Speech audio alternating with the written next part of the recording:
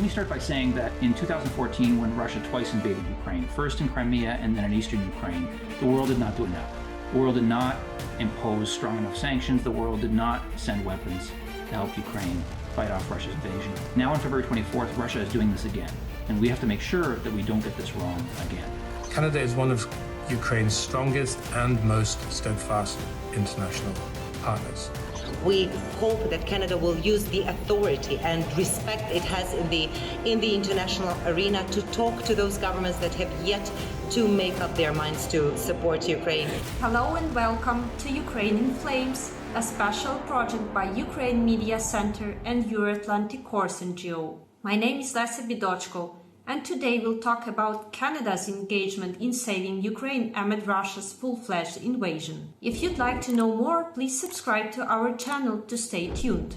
Canada remains steadfast in support of Ukraine's sovereignty and territorial integrity. Since February 2022, the Government of Canada has donated equipment from existing Canadian armed force stocks and has entered into contracts with defense suppliers. As part of Unifier, Canada has trained over 33,000 Ukrainian military and security personnel in tactics and advanced military skills. In budget 2022, Canada allocated an additional $500 million in military aid for Ukraine for the next year. This year, Canada has committed $250 million in humanitarian assistance to respond to the needs of people affected by the hostilities. Canada also welcomes those fleeing the war in Ukraine. Diplomatically, Canada has made strong statements in support of Ukraine and critical of Russia. In addition, Canada was the first Western country to legislate the possibility of seizing sanctioned Russia's assets for Ukraine's reconstruction. Member of Parliament Yvan Baker, chair of Canada-Ukraine Parliamentary Friendship Group, underlines that Russia is committing genocide in Ukraine every single day and causing humanitarian disaster and fuel crisis in other world countries. What is Canada's role in saving the situation and helping to stop Russia's dangerous strivings? Let me start by saying that in 2014, when Russia twice invaded Ukraine, first in Crimea and then in eastern Ukraine, the world did not do enough. The world did not impose strong enough sanctions. The world did not send weapons to help Ukraine fight off Russia's invasion. Now on February 24th, Russia is doing this again, and we have to make sure that we don't get this wrong again. The Ukrainian people have shown tremendous courage. Despite being severely outnumbered and outgunned, they've shown tremendous courage, resilience, and determination in fighting to defend their freedom. And I think it's fair to say that their courage and determination has inspired Canadians and it's inspired people around the world. And notwithstanding that courage, that determination, the situation in Ukraine is dire. This is an existential threat to Ukraine. Russia is committing genocide every single day. About 13 million Ukrainians are either refugees or displaced. Tens of thousands have been killed. Russia has caused a global spike, has caused global inflation. They've caused a global spike in fuel and food prices. They've cut off food exports from Ukraine, which is causing a looming humanitarian disaster, a food shortage in dozens of countries around the world. And this invasion of Ukraine is a threat to democracy around the world and to the international rules-based order that protects the security of countries like Canada and the many other countries, every other country around the world. So we cannot afford to get this wrong again. We need to make sure that Ukraine wins. And for me, a Ukrainian victory means that all Ukrainian territory, including that captured by Russia in 2014, is reunited with Ukraine. Anything short of that is not a victory for Ukraine, and we must support Ukraine until it achieves that victory. Mr. Baker defined key directions of Russia's assistance to Ukraine: weapons, humanitarian aid, anti-Russian sanctions. Let's get more details on it. Canada has been supporting Ukraine. You know, Ukrainians are fighting not just for themselves, but they're effectively fighting for us, and we need to fight for them. And Canada has been fighting for Ukraine. And there's a number of things that Canada has been doing. In Parliament, Canada has had two emergency debates on this topic. We've had a number of motions passed, several that I've introduced unanimously, that call on Canada to provide Ukrainians with weapons, with greater sanctions, with greater humanitarian aid, that we continue to impose sanctions on Russia, on Putin. Recently, I was able to obtain unanimous support from all MPs in Canada's Parliament declaring the deportation of the Crimean Tatars as a genocide. But Canada's government has acted in a number of ways to support the Ukrainian people as they fight this war with Russia. First of all, on sanctions. Canada has imposed sanctions on over 1,100. There have been over 1,100 sanctions imposed since February 24th on Russia, on Putin, on its leaders. We've banned all transactions with Russia's central bank. We've removed Russian banks from the international SWIFT system. But also, we are the first country to pass a law, we just passed it in the last several weeks here in Canada's Parliament, that would allow the Canadian government to freeze and seize and liquidate the assets of those people that Canada has sanctioned because of Russia's war on Ukraine. It would allow us to seize assets that that supporters of Vladimir Putin, for example, own in Canada, those that have already been sanctioned by Canada. It would allow us to seize those assets, to sell them, and to use that to help support the rebuilding of the Ukrainian nation. On weapons, Canada has provided over $800 million in military aid and weapons. This includes howitzer systems, over 20,000 artillery rounds for those howitzers. We've just recently announced last week 39 armored personnel carriers, 4,500 M72 rocket launchers, 2,000 rockets, 7,500 hand grenades, and many other weapons of all kinds, light and heavy weapons.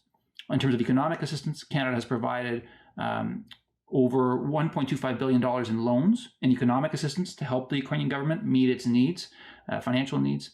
And we provided an additional $620 million in loans to enhance Ukraine's economic resilience as well. And in terms of supporting Ukrainians who are fleeing the war, we've created a new visa system that allows Ukrainians to obtain a visa much more quickly, and a whole series of refugee services when Ukrainians arrive in Canada to provide them with financial support, healthcare, education, housing, and a number of other measures as well.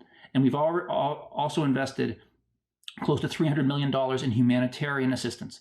This is going to provide humanitarian assistance in Ukraine. Kyiv receives Ottawa's strong support in military and diplomatic spheres, and Richard Colvin, Canadian chargé d'affaires at Canada Embassy in Kyiv, revealed more information on this assistance. Canada is one of Ukraine's strongest and most steadfast international partners. We've been active at the United Nations in New York, at NATO in Brussels, and at the G7 and G20, among other fora. In the case of G7, at meetings at the level of head of state, level of foreign ministers, and here in Kyiv too, there's a G7 ambassadors group to coordinate assistance and to shore up and strengthen Ukraine in defending itself against unprovoked and illegal Russian aggression. In all these fora, we've been very forcefully engaged, and we've also been providing a great deal of direct assistance. So far, well over $1 billion in loans at preferential rates.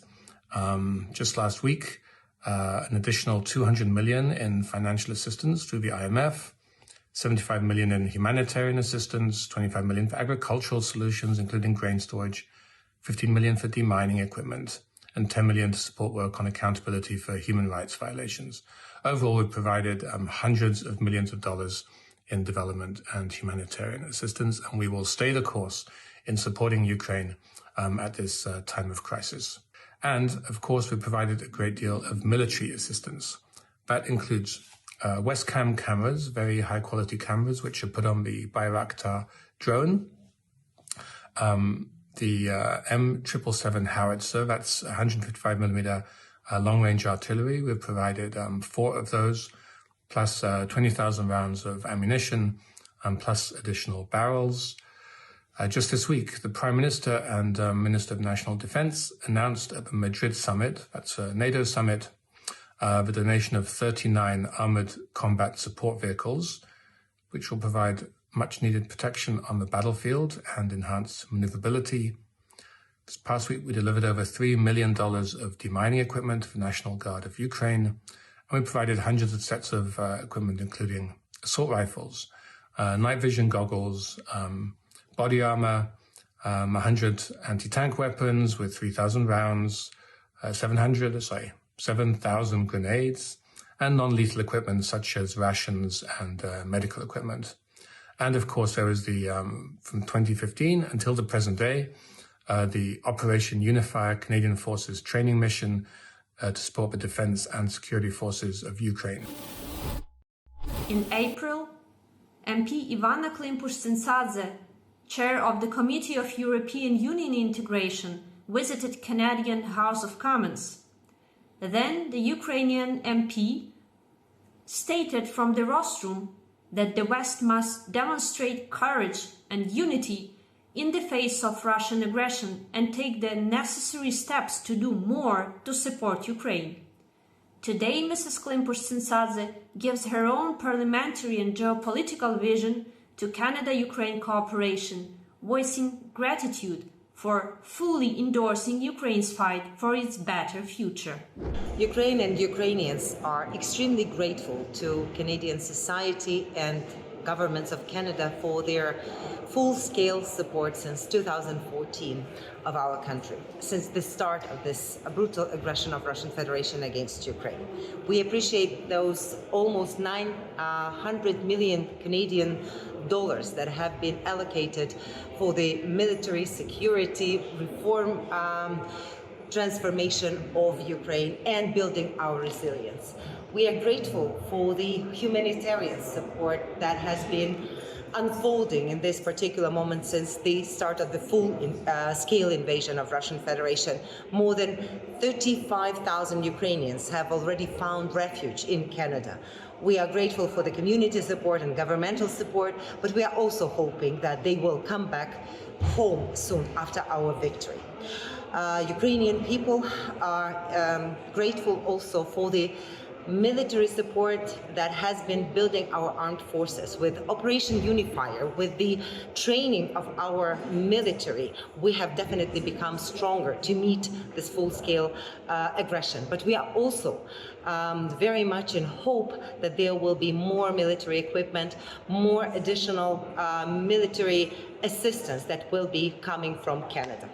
Also, Canada has been playing a critical leadership role on the international arena, working with financial institutions, with other governments, to provide Ukraine with additional financial instruments to help the Ukrainian budget to come through this challenging times and to help Ukrainian government to meet its obligations in front of the Ukrainian society.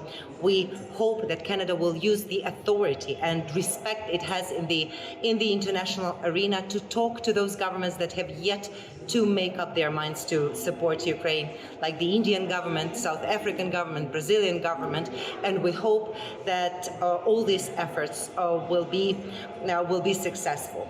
So, being grateful to everything that has been already done, we are very much hopeful that this assistance will be continued and that Canada will be among those countries' leaders, both in G7, in G20, and on other international platforms, to ensure that Ukraine is helped to win this brutal war against Russia. You've been watching the special project by Ukrainian Media Center and Euro-Atlantic course dedicated to the Russia-Ukraine war, Ukraine in Flames. How personally you can help Ukraine against Russian aggression, please find this information in the description. If you found out our job useful, please like and share this video. Everything is gonna be Ukraine.